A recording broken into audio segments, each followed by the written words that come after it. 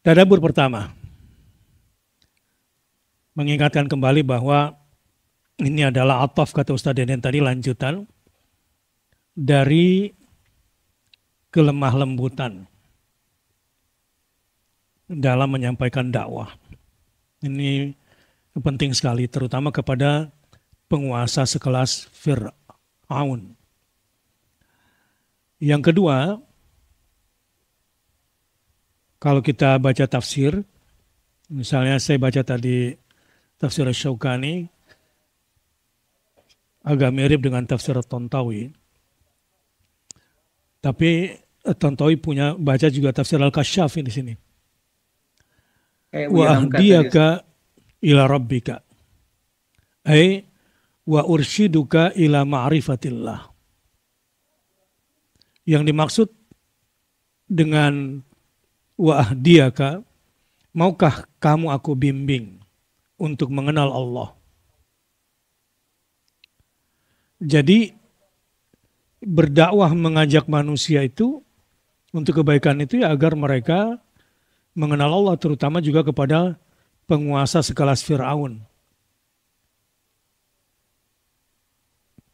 Kemudian Asy-Syaukani dalam Fathul Qadir menjelaskan begini, ay ursyiduka ila ibadatihi wa tauhidihi fatakhsha iqabahu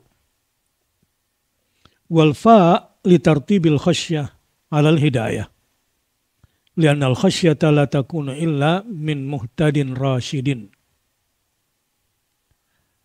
Maukah engkau aku bimbing kepada beribadah dan mentauhidkan Allah, sehingga dengan ibadah dan tauhid itu maka kamu akan menjadi takut kepada azabnya.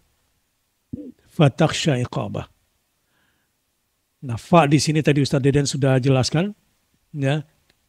Tapi beda Ustaz kalau Fathul Qadir itu dengan ulama Nusantara. Jadi Iya, atofnya bukan fa sababiyah. fa-nya ya. Iya, Fathul Qadir Kata karena kan dari tartib itu. iya jadi tartib di sini. Wal fa li tartibil khasyah 'alal hidayah. Ya, jadi bukan fa jawab ba sababiyah lagi Ustaz, beda sama ulama Nusantara. Oh iya. Baik. Begitu juga apa namanya Tantawi. Ya. Wa ursyiduka ila ma'rifatillah ay unabbihuka alaihi fata'rifuhu fatakhsha. Jadi di sini sababiah juga ya. Kalau fa ta'rifu jadi fa fasihah Ustaz. Kalau fa ta'rifa bisa Fata'rifahu bisa dua-dua. sababiyah ya atau bisa ataf juga karena ahdiyaka kan nasab juga Ustaz. Jadi Iya. bisa dua. Jadi dia bisa nasab juga di sini ya. Ya, nasabnya bisa karena fa sababiyah atau karena ataf. Baik. Maukah engkau aku bimbing mengenal Allah? Atau maknanya maukah aku berikan kepadamu sebuah perhatian, peringatan agar kamu bisa mengenal Allah, lalu dengannya kamu bisa memiliki rasa takut. Karena rasa takut itu tidak bisa dicapai tingkatannya kecuali dengan berma'rifat dulu. Dan yang penting juga di sini adalah, jadi kata hidayah itu pertama memang menunjuki manusia, terutama Firaun dalam hal ini mengenalkan kepada Firaun tentang Allah dulu. Kemudian bentuk-bentuknya ya menjelaskan tentang nama Allah, tentang sifat Allah, yang ujungnya adalah setelah kenal maka mentauhidkannya. Setelah ma'rifat dan mentauhidkannya, barulah muncul rasa khasyah. Baik.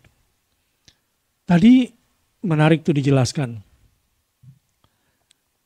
oleh Ustaz Deden tentang rasa takut para pemimpin. Jamaah rahimakumullah. Kalau ada pemimpin seperti Fir'aun pengen jadi Tuhan, sebetulnya karena takut. Iya. Allahu Akbar. Iya, kalau ada penguasa yang pengen panjang karena takut sebetulnya. Coba kita jelasin ya. Kalau yang sekarang nih, di Indonesia main Sandra, ya mohon maaf yang namanya Sandra, ini saya tidak bermaksud apa-apa. Kenapa pengen sekian periode? Karena takut kehilangan zonanya, zona nyaman, nyaman sekali, amat sangat nyaman sekali. Ya, apalagi menjadi anggota dewan, waduh, adiktif. Sehingga antara anggota dewan senior sama junior itu ya sikat-sikutan juga. Memang mereka masing-masing punya tujuan baik, tetapi kadang-kadang juga dihantui oleh rasa ketakutan kalau udah nggak jadi anggota dewan lagi. Nah, untuk sekelas Fir'aun tingkat takutnya lebih tinggi lagi. Ya, kehilangan semua fasilitas keduniaannya, terutama zona nyamannya. Itu takut yang pertama. Takut yang kedua, tentu kalau sudah tidak berkuasa lagi, diancam. Ya kalau udah nggak berkuasa lagi, takut juga. Takut disiksa, takut dipenjara. Takut lagi karena mungkin dia pernah melakukan itu. Ketakutan terus pada diri orang itu. Dan inilah yang akhirnya kekejaman, berlapis kekejaman, bertambah kekejaman, terus menerus seperti itu. Karena yang namanya penguasa terus diincar posisinya dan kursinya. Nah, itu dalam urusan kekuasaan.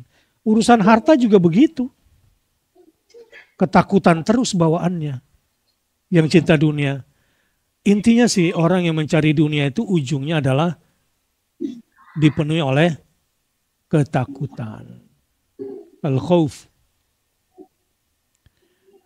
Obatnya dari sisi hidayah, solusinya dari sisi hidayah adalah punya rasa takut kepada Allah. Ada rumus begini, orang yang takutnya hanya kepada Allah tidak akan takut pada segala sesuatu. Dan orang yang tidak takut kepada Allah, maka dia akan takut pada segala sesuatu. Ini rumus pegang baik-baik dalam hidup. Kecuali ada yang campur, takut kepada Allah tapi takut kepada makhluk juga. Nah ini berarti dalam proses. Tapi kaidah umumnya kalau orang sudah bersih tauhidnya, orang yang takutnya kepada Allah tidak akan takut pada segala sesuatu. Kadang ada sih sedikit, tapi sebentar. Kadang ada juga rasa ancaman itu, tapi nggak lama. Iya nggak lama. Misalnya dulu waktu masih menjabat, fasilitasnya mewah. Pas pensiun, ini yang ditakuti. Baterai. Wah, silakan dilanjutkan Ustaz Deden dulu. Jadi yang baterai, nggak apa-apa, yang lemah baterai kameranya. Jadi dia nggak colokan ke lampu. Tunggu sebentar. Jadi saya suara pakai alam gaib. Nah, jadi solusi menghadapi semua rasa takut itu adalah punya khasyah kepada Allah. Dan itulah yang namanya kalau istilahnya At-Tantawi, wa dzukirul khasyah li'annaha malakul amri. Man khasyiyallaha ata minhu kullu khairin. Wa man amina ijtara'a ala kulli syai'in. Di sini katanya, barang siapa yang memiliki rasa takut kepada Allah, itulah puncak semua persoalan di mana dia bisa mengatasi semua masalah. Ya. Jadi bagi yang punya masalah terutama kejiwaan nih, katanya di sini rasa takut yang tumbuh kepada Allah inilah yang menjadi problem solving semua masalah. Malakul amr. Karena barang siapa yang takutnya kepada Allah, maka datanglah kepadanya berbagai kebaikan. Wa man ishtara'a wa man amina ishtara'a ala kulli syai'. Tetapi ketika dia tidak punya rasa takut kepada Allah, maka dia akan melakukan berbagai macam kejahatan. Karena sudah tidak punya rasa kontrol diri berupa takut kepada Allah. Wa minhu qauluhu sallallahu alaihi wasallam, man khafa adlaj ay sara fi awwalil lail wa man adlaj balaghal manzil. Barang siapa punya rasa takut, maka dia akan cepat pulang di awal malam. Dan barang siapa pulang di awal malam, maka dia akan sampai rumahnya.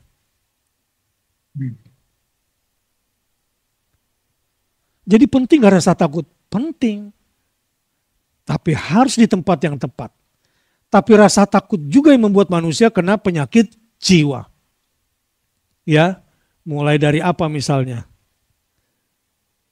Rasa takut yang paling rendah pada diri manusia itu bisa menyebabkan stres, depres, sampai kepada psikosomatik. Wah, nanti histeria sampai barangkali penyakit parno. Bukan pornografi, paranoid. Paranoia. Jadi kemana-mana ketakutan terus seakan-akan orang-orang di sekelilingnya maupun jarahin dia. Setiap ada komen di medsos, dia ketakutan sendiri. Setiap ada gerakan, dia ketakutan jabatannya mau diambil. Nah itu penguasa. Selain dirinya, dia juga jagain anaknya. Begitu terus, udah penguasa itu. Turun-temurun. Yang dijagain kekuasaan anaknya lagi. Nah jamaah rahimakumullah, ini sedikit tadabbur, maka yang paling beruntung dari tadabbur pada malam hari ini adalah yang faham bahwa kalau dia sudah punya rasa takut kepada Allah, maka segala kebaikan akan datang menghampirinya. Hari gini yang kita cari siapa? Bukan orang pintar kan? Orang yang punya rasa takut kepada Allah.